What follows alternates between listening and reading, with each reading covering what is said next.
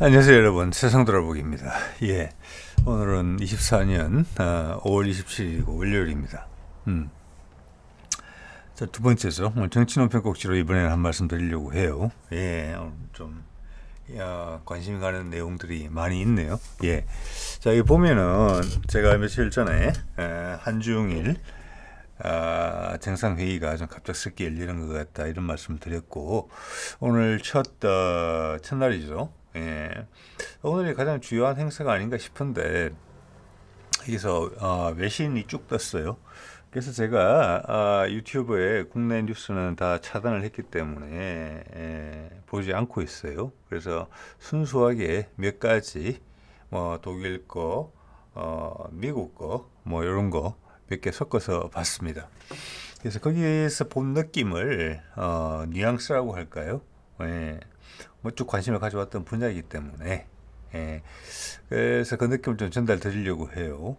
그래서 국내 뉴스를 통해서 이 사안을 접하신 분들한테도 좀 다른 시각, 참고할 만한 시각이 될 수도 있겠다 이런 생각이 들지요. 세상이 되게 엄청나게 정신없이 바뀌고 있다. 이게 일단은 결론입니다. 늘 하던 말씀이죠. 한번 더 확인하게 되죠. 또 다른 결론을 이야기했자면은 윤석열이 좀 무리수를 둔 게 아닌가. 지금 중국의 이창 총리가 삼성의 이재용을 지금 만나기로 돼 있어요. 예. 어떻게 보면은 이제 윤석열의 당선에 지지했던 세력이라고 볼 수도 있어요. 그들 그룹이. 그래서 그 부분이 좀 상당히 심각하다. 물론 우리가 이제 미국의 편에 서 있기 때문에 두 군데 크게가 이제 잘린 거죠, 시장이. 일단 중국은 우리의 제1의 경제 파트너였는데 거기가 많은 부분이 잘린 것이고, 그 대표 피해자가 삼성이고, 일본도 좀 피해를 받겠지만 우리가 상대적으로 더 클 수도 있다는 생각이 들죠. 그리고 러시아와 관련된 부분에서 또 우리가 미국의 또 편에 섰기 때문에 상당히 자주력을 상실하고 시킨 대로 한 부분이 있죠. 그래서 어깨에서 많이 아쉬운 부분도 있을 거예요. 자, 그런 부분 더하기 경제가 어려워지는 부분이 심각하다는 부분이 또 있고, 나머지 하나는 그의 정치적인 어떤 반전 카드. 예, 박근혜 때 생각이 확 납니다. 그래서 여러 가지가 지금 맞물려서 좀 도발적인 판단을 한 게 아닌가. 세상의 변화를 보는 시야가 되게 좁다. 지금 상당히 위험한 결정을 내는 게 아닌가. 이런 우려가 좀 돼요. 예, 그런 말씀을 좀 드려볼게요. 물론 제 개인적인 소견입니다. 참고만 하십시오. 자, 이게 이제 사우스 차이나 모닝 포스트에 나온 기사인데, 이게 차이나자가 들어갔지만 사실은 서방권의 시각으로 중국이를 보는 기사예요. 또 그 와중에 또 상당히 서방 언론에서는 잘 지적하지 않는 부분을 다 관심을 가지고 보기도 하는 경우도 있어요. 일단 여기 기사 내용을 소개해 드릴게요. 기사 내용이라보다는 그들의 시각. 미중 패권 경쟁 구조로 지금 그렇죠. 예. 그게 특히나 이제 바이든의 재선과 상관이 있기 때문에 우크라이나전은 끝났어요, 지금. 어떻게 보면 중국을 물고 늘어지는 수밖에 없는데, 지금 제가 보기로는 여러분 한번 생각해 보십시오. 지금 이제 대만의 새로운 총통이 당선되고 취임하고 나서 중국이 상당히 강력한 군사적 행보를 보였어요. 그런데 거기에 대해서 미국이 예전 같았으면 중국이 아무 짓을 안 해도 타이완을 가지고 시비를 걸었었는데, 지금은 의외로 강한 반응이 안 나오는 것 같거든요. 그렇기 때문에 제가 말씀드린 것처럼 지금 외교 정책의 전면에, 지금 바이든이 그럴 때가 아니잖아요. 지금 트럼프에 밀리고 있는데 전면에 네오콘이 아니라 CIA가 나섰다 라는 것을 한번 확인을 하게 되고, 그렇기 때문에 중국 입장에서 훨씬 더 집요하고 심각한 것이 지금 준비되고 있다. 그리고 지금 CIA 국장인 빌 번스는 과거 러시아 대사를 했던 사람이고, 러시아와 푸틴의 입장을 잘 이해하는 사람이다. 푸틴과 말이 통하는 사람이다. 쉽게 이야기해서 그렇습니다. 자, 그러므로 해서 지금 빌 번즈가 전면에 나섰다는 것은, 이번에 이란 것도 제가 말씀드렸지만 푸틴과 바이든이 소통이 잘 되고 있다, 이렇게 감히 생각할 수 있다는 이야기예요. 자, 그런 와중이기 때문에 미중 패권 경쟁 고조된 거 당연히 맞죠. 지금 섣불리 지금 우리나라 언론들 기사들을 보면 그런 기사 좀 나요. 트럼프가 이길 것 같다. 당연시하고 트럼프가 이기면은 미국을 철수한다. 새빨간 거짓말이죠. 예, 우리가 그들이 돈을 내고 있으라고 그래도 나가라고 해도 안 나갑니다. 네, 미국은 트럼프든지 바이든인지 1%밖에 안 달라요. 그건 트럼프의 표현 방식일 따름이에요. 미국이 한반도를 확보하기 위해서 얼마나 많은 노력을 기울였고 중국과의 긴장 관계가 고조되는 상황에서 거기다가 한반도가 중국으로 넘어가게 되면은 이게 오늘 나올 내용들처럼 글로벌 공급망에서 한국이 차지하는 부분이 엄청난데, 예? 조선산업하고 반도체 산업 기타 등등 여러 가지로 그게 통째로 중국에게 넘어가게 되면 서방권 전체에 엄청난 타격이에요. 예? 돈 줄 테니까 제발 나가라 이래도 안 나간다는 겁니다. 거기다가 핵무장 이야기가 솔솔 여기서 나와요. 저기서. 그래서 좀 이상하네 이런 느낌을 좀 가지고 있었는데 그것은 이번에 한중일 회담과 관련이 있다. 이렇게 제가 인상을 받습니다. 특히 일본은 지금 뭐 허수아비밖에 안 되니까 기시다는 한중 회담이에요. 지금 이게 일본에 있었기 때문에 미국의 눈치를 슬쩍 보면서도 이 회의를 할 수 있었다. 이렇게 보셔야 돼요. 예. 우리가 핵무장 당연히 시간도 안 걸리죠. 사실은 금방 하죠. 그렇지만 우리가 지금 한미 원자력 협정이 있고 또 핵 확산 방지 조약에 가입이 돼 있어요. 심지어 북한도 그들의 핵무기를 개발할 때 핵 확산 방지 조약을 탈퇴하고 개발했어요. 근데 그런 벽을 다 뛰어넘을 수 있다? 그런 꿈을 내부에서 살짝 꾸고 있는지 모르겠어요, 지금. 예. 자, 눈에 띄는 성과가 어려울 듯. 이거는 이 분위기로 봐서는 사우스차이나 모닝포스트 이야기는 뭐냐면 이 분위기로 봐서는 한국과 일본은 미국의 동맹관계로 편입된 걸로 보이는데 이때 중국을 불러서 뭔 이야기를 하겠나? 이런 일반적인 생각이라는 거예요. 근데 제가 봐서는 도발적인 것을 지금 윤석열이 하고 있는 것 같거든요. 예.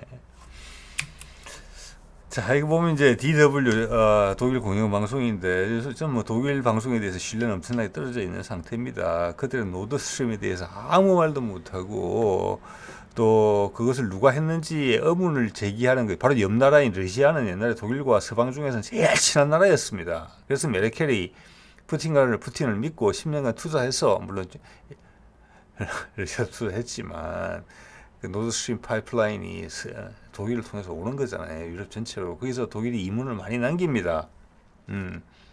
그럼에도 불구하고 노드스트림 폭파건이 누가 했는지에 대해서 의문을 제기하지 못하는 것은 말할 것도 없고 노드스트림 그 가스가 끊어짐으로 해서 해외 가스를 도입해야 됨으로 해서 유럽 국가에 추가로 부담이 주어진 엄청난 연료비 그걸 전부 다 소비자들한테 전가할 수가 없기 때문에 정부 돈이 많이 들어간다는 거. 거기에 미국 가스, 이제 LNG죠. 천연가스가 바로 오는 게 아니고 그런 거 노르웨이건 이런 데가 새로운 물줄을 잡은 거잖아요. 그런 데는 언급이 전혀 없죠. DW. 그럼 프랑스도 마찬가지, 유럽 전체가 마찬가지예요. 완전히 종속돼 있는 거죠, 미국에. 예. 자, 그런데 상황에 대해서 제대로 이야기를 하지 못하면서 남 이야기에 뭐 감나라 배나라 우스운 이야기죠. 그러니까 이런 이야기가 있어요. 의제에 북한 핵 이야기가 없다. 당연히 있었어야 되는 건데 없다. 이상하다. 자, 이거는 제가 보기에는 일단은 중국이 불편해하는 이야기이기 때문에 없다. 그리고 미국이 예민한 문제이기 때문에 일단 뺐다. 근데 지금 우리는 이번에 중국과의 미팅을 통해서 다음에 시진핑과의 미팅을 짧은 시간 내에 추진할 것으로 보여요. 예. 되게 지금 이제 3자 회담도 했지만 실제적으로는 하지만 3자 회담 뒤로는 한중 회담, 중일 회담을 따로 했어요. 근데 그 분위기가 외신 내 보도의 분위기만 보더라도 상당히 달랐다. 중국이 한국을 만날 때 하고 중국이 일본을 만날 때 하고. 네, 그게 지금 상당히 중요한 것이고 그런 보도가 일반 대중적인 미디어에서 그렇게 나온다는 것은 미국이 이것을 엄청나게 예민하게 볼 수 있다. 한국이 이걸 모르지 않는다. 지난 2년 동안 미국하고 관계가 상당히 까칠했기 때문에 계속 감시를 받아왔단 말이에요. 여러 측면에서 뒤에 말씀드리겠습니다만은. 그런데 대놓고 이런 이야기를 한다?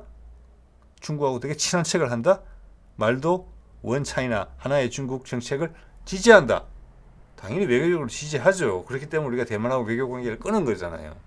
그렇지만 내용은 그렇지만 공식적으로 대외 관계에서 중국을 만나서 나는 원 차이나 팔러시를 지지한다. 그렇지만 비민주적인 방식을 지지하지 않는다. 이렇게 말할 수 있는 나라는 사실은 미국밖에 없다고 봅니다. 저는. 그걸 윤석열이 이번에 이야기한 거예요. 그 의미하는 바는 상당히 크죠. 그 이창이 이렇게 받아칩니다. 경제 문제와 정치적인 문제는 연계시키지 말자. 글로벌 공급망을 안정화시키자.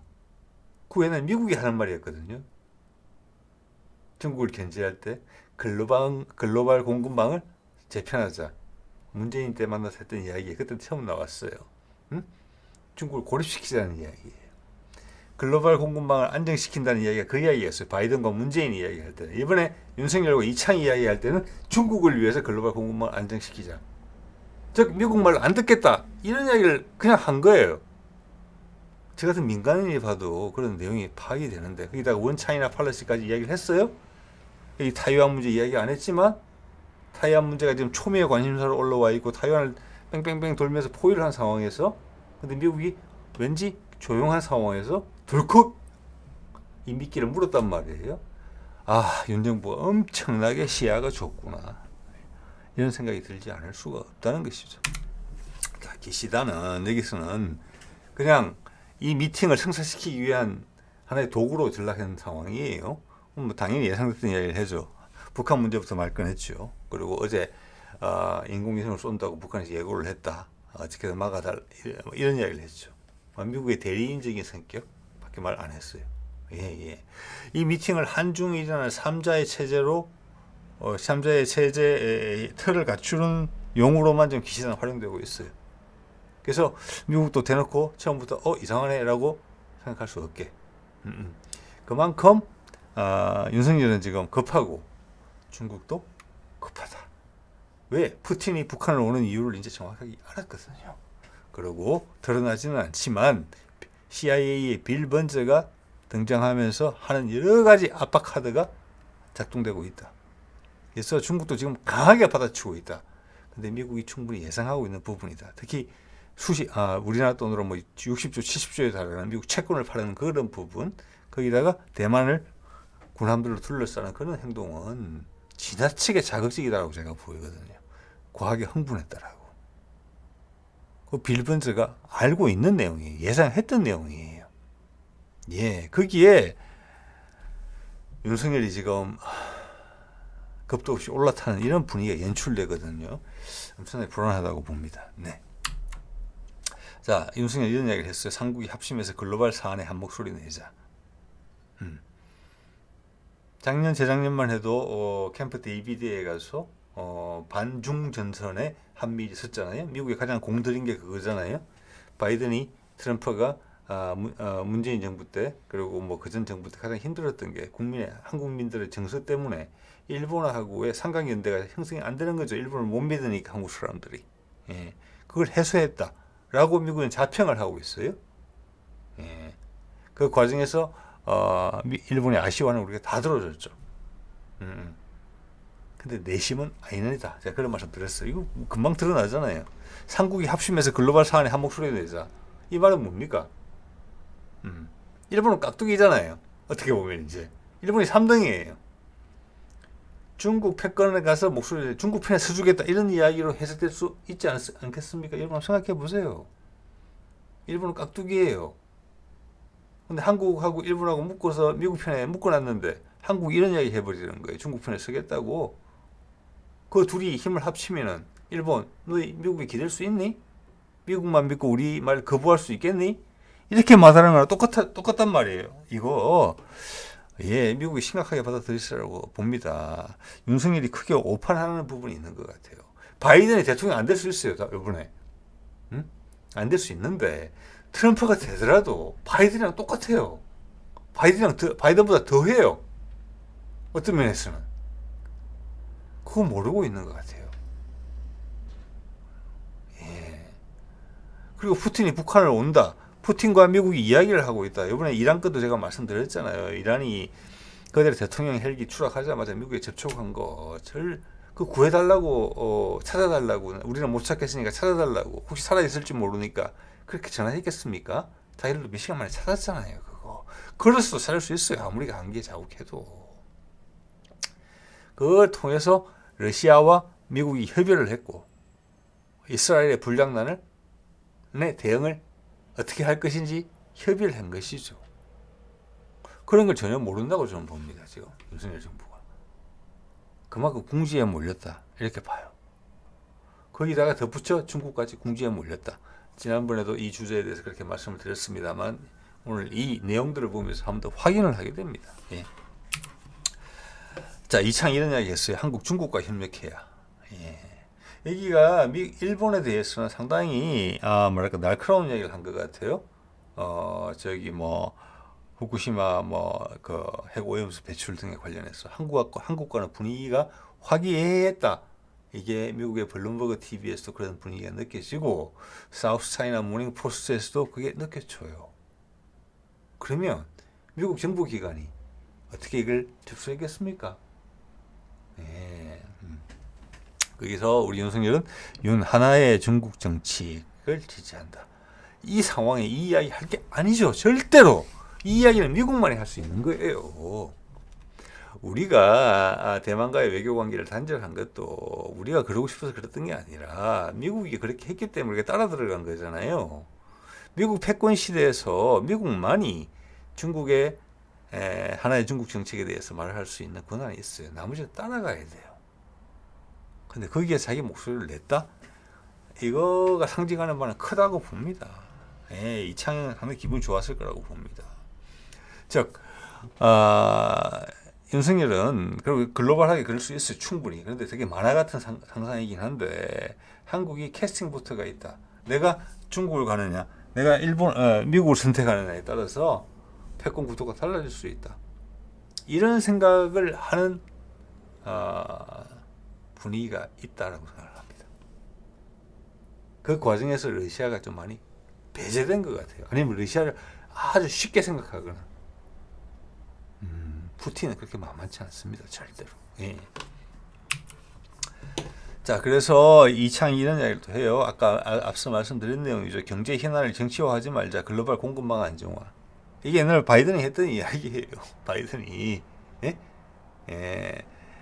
글로벌 질서를 제대로 잡는다. 이 글로벌 질서를 중국 중심으로 잡아야 된다. 이 이야기밖에 안 되는 거예요. 패권 경쟁에서 우리가 좀 공깃돌 된 거예요, 지금. 근데 오늘의 이야기를 봤을 때는 윤석열이 중국 편을 들 수 있겠다. 그래서 이창이 기분 좋아서 시진핑이 낼름 나를 만나줄 수 있게. 그걸로 이 난국을 돌파하겠다. 이런 생각을 감히 했을 수 있고 그걸로 푸틴을 무찌를 수 있다. 지금 러시아가 세계 3위라는 걸 알고 있지만 전 세계를 리드하는 역할을 러시아의 푸틴이 하고 있다는 것을 윤석열이 간파하고 있지 못한 것 같습니다. 러시아의 푸틴이 짠 판대로 지금 돌아가고 있거든요.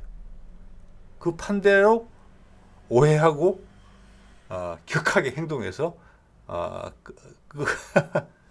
쳐놓은 그 올가미에 지금 걸려들고 있는 그런 형국입니다. 예. 그래서 지금 중국과 한국은 이게 웬 떡이냐. 지난 몇 년간 구애를 했지만 우리 윤석열이 중국이 너희들은 미국의 앞잡이잖아 이랬는데 이게 웬일이냐.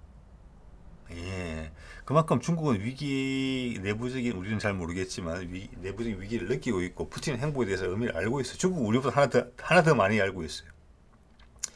미국만큼 러시아만큼 모르지만 예. 그런데 우리는 두 단계 몰라요. 네. 예. 그래서 웬 떡이냐 하고 확 물은 겁니다, 지금. 그래서 이제 말씀드린 것처럼 시진핑과의 정상회담으로 이어지게 되면은 지금 시진핑은 북한의 김정은도 만나고 싶고, 윤석열도 만나고 싶어 해요. 근데 윤석열은 반색을 하고 있고, 김정은은 글쎄 나 그렇게 관심 없는데 일단 푸틴 좀 만나보고. 그게 길이 정해져 있어요, 이미. 시나리오가. 남쪽은 우왕좌왕하고 있던 전 세계의 외톨이가 돼 있는 윤석열을 패권국의 가능성이 있는 세계 우리 경제 파트너 넘버 원이고 많은 우리 재벌들이 제발 어떻게 좀 우리 물건을 팔게 해다오. 우리 잘못하면 망하겠어. 버티는 것도 한계가 있다. 금융권도 무너질 수가 있다. 지금 빚으로 버틴다. 응? 이런 것도 분명히 있을 수 있어요. 그리고 윤석열을 지지하는 중요한 멤버들이고. 예. 자, 그리고 옛날 박근혜 때 있었던 어떤 최순실, 그리고 유사한 뭐랄까, 유형의 사람들이 지금, 윤석열 정부의 핵심 측근으로 있는 것 같다고 여러분들은 많이 의심하고 계시잖아요. 그들 또한 비슷한 생각을 갖고 있는 거예요. 서방에 대한 불신, 동방에 대한 확신, 서방에서 동방으로 무게추가 넘어온다. 예, 많은 사람들이 생각하죠. 저도 그렇게 생각합니다. 예, 그거는 서양의 석학들도 그렇게 생각하죠. 근데 그걸 바로 단박에 중국이라고 단박에 결정해버린 그 성급함 이런 것들 겹쳤다고 봅니다. 그래서 미중 패권 경쟁에서 중국이 이길 거다라고 봤다는 거고, 바이든이 이번에 안 된다라고 확신이 들었기 때문에 윤석열이 이런 발언을 감히 할 수 있다고 봅니다. 시기적으로도 그렇고 무리수라고 저는 봅니다. 예. 미중 패권 경쟁에서 중국이 우위에 있다? 저는 절대 그렇게 생각하지 않습니다. 예, 제가 최근에 말씀드린 것처럼 3위인 러시아, 실제적으로는 지도력을 발휘하고 있는 러시아, 가장 큰 영향을 가진 러시아가 과연 중국이 미국을 대체하면 미국보다 나아질까? 아니면 더 못해질까? 더 못해질 가능성도 있다. 저는 그렇게 봅니다. 그들의 중국의 문화적인 역량, 현재를 봤을 때 그들의 타이밍이 지금 안 맞아요. 그들의 덩치는 커졌는데 머리는 아직 아이다. 대충 이런 거예요. 네? 거기가 미국도 많은 문제가 있지만 미국은 늙어서 힘이 없어서 제 역할을 못하는 거고, 여기는 덩치만 컸지 머리는 아직 덜 익었다. 얘를 대체하면 더 큰 혼란이 올 수도 있다. 예, 러시아의 발전에 뭐가 더 도움이 될까? 결국 내가 힘을 좀 써야 되겠다. 양쪽을 다 견제하면서 조율하는 거예요. 필요에 따라서는 러시아는 여기 갔다 붙었다가 저기 갔다 붙었다 이러는 거예요. 전쟁은 중국에 붙어 있죠. 우크라이나 전쟁 때문에. 미국이 그것만 포기하면은 러시아는 충분히 미국 편에 서줄 수 있어요. 그걸 이번에 시진핑이 알은 거죠. 또 그걸 의외로 많은 유럽의 나라들이 좋아하더라. 나토가 붕괴됨에도 불구하고. 즉 미국의 자존심을 버려야 되는 부분이 많아요. 유럽을 내 마음대로 할 수 없다. 근데 중동도 내 마음대로 할 수 없다. 그걸 인정해야 되는 순간이 지금 온 거예요. 그거는 순리의 흐름이에요. 내리막이라는 것은. 근데 그걸 급격하게 자존심에 집착하다 보면 폭망할 수가 있어요. 미국이. 그래서 푸틴이 계속 바이든한테 이야기하는 거잖아요. 너희들 부드럽게 물러설 수 있게 내가 도와줄게. 예? 바이든. 지금 이대로 끝나게 되면 너는 미국 역사상 최악의 대통령이 될 수도 있다. 자, 그렇기 때문에 바이든은 그런 전체적 흐름을 종합해 봤을 때 바이든이 지금 트럼프한테 진다? 아직 확신할 수는 없다고 저는 감히 생각합니다. 예. 확신을 하더라도 조심해야 되는 부분이죠. 우리. 예, 오늘 윤석열이 이렇게 이야기한 거예요. 바이든 트럼프에 진다. 예. 트럼프는 우리 같은 나라에 관심 없다. 되게 단순하게 생각하고 있거든요. 예, 이거 정말 유튜브만 보는지 모르겠습니다. 그렇게 생각하는 거 보니까. 예. 자, 끝에 한번 볼게요. 펠로시 안 만났을 때 제가 이런 제목을 뽑았었습니다. 미국과 제대로 틀어지나. 미국이 불만을 강하게 표시했고 VOA 같은 경우는 모욕이다라고까지 이야기를 했어요. 엄청나게 분노했다는 거예요. 네. 윤석열이 엄청난 위기였습니다. 이때. 그래서 다 잡은 건데 지금 다시 그런 현상이 다시 발생하고 있는 거죠. 예. 그때는 우리 외교장관을 중국에 보냈죠. 2022년이네요. 예, 그래서 중국과 만나서 이런 것을 논의할 거라고 이야기가 나왔어요. 밑에 거부터 볼게요. 치4 중국 이해 구하 공급망 안정 협력 제안할 때 이게 지금 이창이 한 이야기잖아요. 공급망 안정성. 자, 미국과도 공급망 안정성 문재인이 이야기할 때는 뭐냐? 중국을 고립시키겠다는 거예요. 그러면 우리가 요구하는 것은 뭐냐? 중국 시장이 줄어드는 부분이 있는데 그걸 다 메꾸고 남을 만큼 너희들이 새로운 시장 동력을 만들어야 된다. 미국 너희가 지금 최고의 국가 아니냐 지금. 그래서 수소경제 뭐 재생 가능 에너지 이런 얘기가 나왔던 거예요. 우리가 전폭적으로 지지해줬죠. 그런데 바이든이 제대로 실행을 못 해줬죠, 그거를. 그러니까 중국 가서 그 이야기를 하는 거예요. 똑같잖아요. 공급망 안전 협력 제한을 했던. 네, 그리고 시진핑을 만나면 이 이야기까지 하겠죠. 위 이야기. 북한 핵 문제에 대해서 중국의 역할을 요청해라.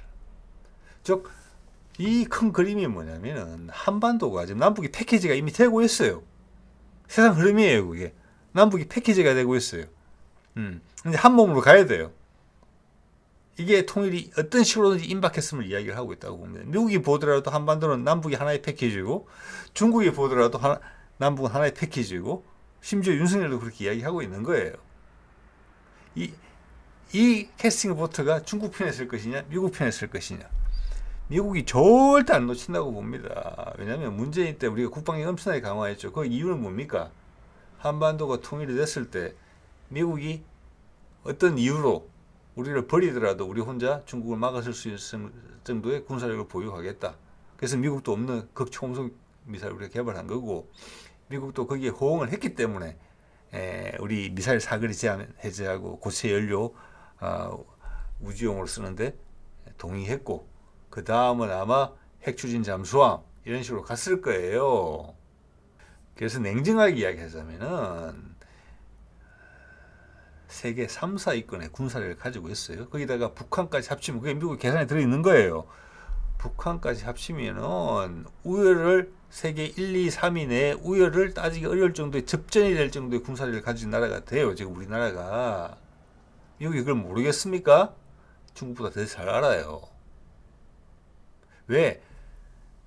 남북 통일을 시켜주면은 중국과 척을 짓게, 그리고 내가 봤을 때 중국은 아직 준비가 덜 된 것 같아 라고 우리가 배팅을 이미 한 거예요.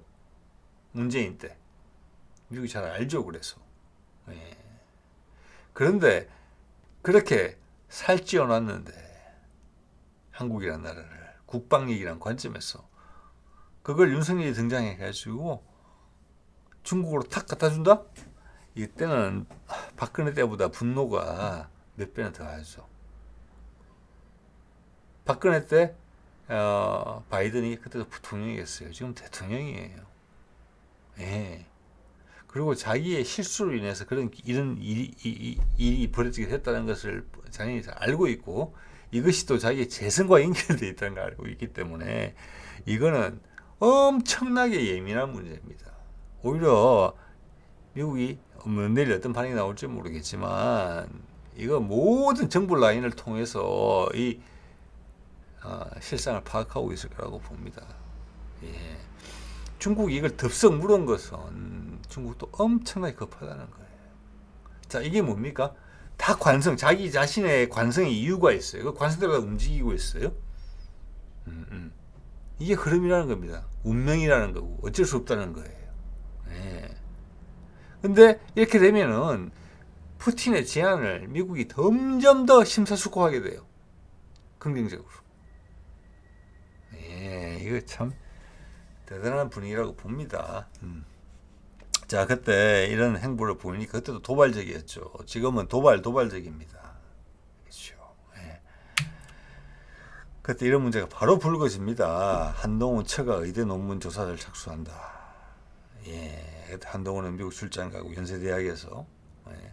이거 결론 어떻게 나는지 모르겠습니다. 그때 이런 문제가 불거지고 김건희 논문 표절로 의혹, 국민대학의 박사, 숙대 석사. 예, 이게 언론을 확 탔어요 그때. 예, 여러분 생각해 보십시오. 우리를 지배했던 36년간 지배했던 일본도 아직 그 잔재가 남아서 우리 아직 친일파 이야기를 하잖아요. 여러 가지 측면에서. 근데 일본이 사라진 뒤 그 이후 한 70년간 한국 사회에 영향을 끼쳐오고 지금도 큰 영향을 끼치고 있고 세계에서 가장 큰 힘을 행사하고 있는 패권국인 미국은 그들이 마음을 먹으면 한국에 얼마나만큼 영향을 미칠 수 있겠습니까? 이런 거 생각해 보십시오. 박근혜가 그 이해고, 좀 전에 그 한동훈 이야기, 연세대학 이야기, 이지금 김건희 논문 표절 의혹 이야기, 이거 어디서 나왔을까? 이러다가 윤석열이 그 담대한 구상을 하면서 이 건들은 유야무야되면서 사라졌죠. 저는 이게 미국의 힘이라고 생각합니다. 이 정도 되면은 그게 조중동이든지 뭔지 상관없어요. 던지면 다 나오는 거예요. 박근혜 태블릿처럼. 네. 자, 이런 위기를 그때 느꼈고 윤석열은 바로 알았을 거예요. 아, 나를 보낼 수 있구나, 이 사람들이. 이런 식으로. 예. 그런데 지금 이런 발언을 한다? 이 타이밍에 바이든 임기 말에 그렇기 때문에 제가 감히 이야기하는 겁니다. 한국이 캐스팅 보트를 가지고 있고 중국이 미국보다 유리하고 패권 경쟁에 이번에 바이든은 진다. 트럼프는 많이 다르다. 내가 이쪽으로 올라타면 트럼프는 우리를 한국을 한반도로 바로 파괴하고 물러날 거다. 이렇게 생각했다는 느낌이 든다는 거예요. 사실관계가 전혀 다르죠. 네. 그래서 위험한 선택이라고 말씀을 드리는 겁니다. 지금 푸틴이 우즈베키스탄을 방문하고 있는 것 같아요. 가운데 있는 사람이 우즈베키스탄 대통령이죠. 우리나라에 온 적도 있어요. 두 손을 딱 모으고 하나는 형님, 하나는 동생 이런 분위기죠. 느낌이 보시기에 이게 AKM이라고 이게 아마 우즈벡 방송인 것 같은데 한 8분짜리 영상이에요. 비행기에 내릴 때도 직접 마중을 갔어요. 우즈벡 대통령이. 그래서 이 지금 보여드리는 제가 캡처한 이 사진이 8분 내내 보여준 우즈벡 대통령과 푸틴과의 관계의 모습이에요. 네. 요번에 이제 카잔에서 그 뭐죠? 브릭스 미팅이 있고 우즈벡은 그게 가입하고 싶은 나라 중에 한 명일 거예요. 큰 결정은 푸틴이 하겠죠. 자, 이런 게 있고 이거는 작년 9월에 연해주로 김정은은 기차 타고 가고 푸틴은 비행기 타고 오고 엄청나게 배려한 거죠. 같은 러시아지만 오는 방식을 봤을 때는 극진한 대접이에요. 김정은은 비행기를 타지 않기 때문에 기차로 갔고 그래서 연해주로 갔고 물론 연해주에 보여주고 싶은 거 많겠고 연해주를 개발하고 싶겠다는 여러 가지 신호를 다 보여줬어요. 사실은 푸틴이. 그렇지만 그래가 비행기를 타고 여기까지 보러 왔다는 것은 예외적인 일이고 이 사진의 분위기가 이 두 사람의 미팅의 전체적인 분위기였어요. 우즈벡과는 전혀 달라요. 근데 지금 여러 가지 그냥 객관적인 나라의 국력이라는 면에서 북한이 우즈벡보다 과연 낫느냐? 그렇지 않죠.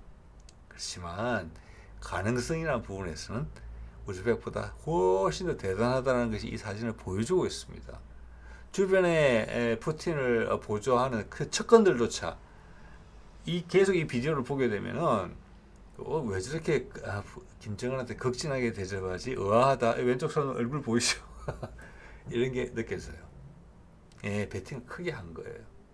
예, 푸틴의 이런 반응을 크렘린궁의 대변인이 이해하는데 몇 주일 걸렸습니다. 그래서 이거는 푸틴의 개인적인 판단이고 바이든한테 던지는 메시지이기도 해요. 지금 이게. 예.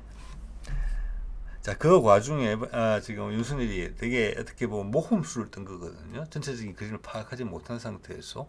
그래서 지금 이 그림은 더 강해질 수가 있어요. 푸틴과 김정은 그리고 푸틴과 바이든. 예. 그 가운데 새우등 터지게 된 게 지금 윤석열이고 윤석열이 새우등이 터지게 되면은 중국이 그 오판의 대가를 같이 치르게 돼 있는 그런 구도로 지금 가고 있어요. 이게 그려진 그림에 나온 시나리오 중에 하나예요. 네. 자, 담대한 구상 이거는 김건희 폭로 뭐 그 당시 핵심 세력이죠. 지금 한동훈 핵심 세력인지까지는 모르겠습니다만 나를 보낼 수 있구나. 네. 그때 유일한 지금 기자회견이고 금년에 한 번 했으니까 두 번의 유일한 두 번 한 기자회견이 한 번이 이거예요. 그때 이때는 훨씬 더 정직하고 객관적으로 이야기했어요. 그리고 전 세계 다 이야기했어요. 약속을 다 받아놓은 거예요. 미국이 북미 관계 정상화, 핵 개발을 말로만이라도 한다고 하면 그만둔다고 그러면 북미 관계 정상화 시켜주겠다고 이야기했잖아요. 저 북미 종전선언이에요. 미군이 증거가 있어요. 북한이 동의하면 이거 요청하면은 지금 어떻게 할 거예요, 윤석열이? 지금 봐서는 이제 이번에 이유가 조금 더 명확해지는 거죠. 두고 봐야 되겠지만 중국이라는 줄을 잡고 나가려고 하는 거예요, 지금. 예. 그럼 중국까지 같이 갈 수가 있다. 이 한 건으로. 이런 생각이 감이 드는 거예요, 지금. 그때 이야기 다 했죠. 농업기술, 식량, 의료, 인프라, 금융, 국제투자, 재래식 무기 군축. 예. 자, 이걸 보면 미국이 생각하는 게 이게 미국의 이야기란 말이에요. 미국이 요구한 거란 말이에요. 중국 대신에 중국에 있는 미국의 공장들이 북한으로 올 수 있다는 이야기를 지금 하고 있는 겁니다. 이게. 그래서 우리가 인천도 준비하고 있잖아요. 강화도를 경제자유구역으로 북한하고 바로 연결하게. 인천항은 지금 남북 북미 종전선언에 그런 기대가 크다고 저는 봅니다. 그래서 북한은 땅과 저렴한 노동력 그리고 고급 노동력만 제공하되 그럼 전 세계에서 가장 저렴한 곳이 돼요. 가장 효율적인 곳이 돼요. 종합적으로 가장 싸게 좋은 품질을 만들 수 있고 중국에 있는 설비를 뜯어오면 배 타고 반나절이면 오는 곳이 북한이에요. 자, 세련되지 못한 점이 있죠. 인프라가. 그런 것은 인천공항이나 인천항이 다 해준다. 고속도로 다 연결하면 된다. 전기도 밑에 거 갖다 끌어 쓰면 된다. 그래도 경제자유구역으로 설정하고 개성과 황해도 연안 인천하고 바로 연결하면 한 묶음으로 된다. 그러면 금방 중국이 하던 역할보다 더 좋은 역할을 북한이 해줄 수 있다. 이게 있는 거란 말이에요. 자, 이거 보십시오. 그때 이제 트럼프가 뭐 김정은 만나고 문재인도 뭐 판문점에서 김정은 만나고 이럴 때 같이 패키지. 그때 푸틴과 이야기를 했습니다. 그때 큰 의리가 그려져 있어요. 거기 동의한 거예요. 그래서 큰 그림은 문재인과 푸틴이 만들었을 수 있고 더 큰 제안은 남북한에서 김정은을 설득시킬 수 있는 것은 문재인밖에 없기 때문에 문재인이 큰 그림을 그려줬다고 봐야 돼요. 그거 해주고 있는 거예요. 푸틴이 그대로. 네. 자, 동시에 지금 세상에 바쁘게 돌아가는 것이 마크롱이 독일을 국빈 방문을 해요. 몇십 년 만이라고 그래요. 24년 만. 그 숄츠 총리를 많이 만나지만 이건 국가의 원수가 모시는 거예요. 자, 이것도 상당히 예외적이고 여기서 나오는 이야기가 지금 사실 중요한 이야기일 수 있다. 미국과 러시아가 지금 하고 있는 이야기. 그리고 푸틴이 북한을 방문함으로써 터틀 뭔가 그것을 유럽 내부 조율 작업을 지금 하고 있다. 마크롱은 그런 역할을 많이 했거든요. 몽골도 갔다 왔다 하면서. 네. 자, 그런 것을 막아낼 수 있느냐? 이번에 이창과 윤석열의 미팅이 절대 아니라고 봅니다. 자, 오늘 이 정도 할게요. 네네.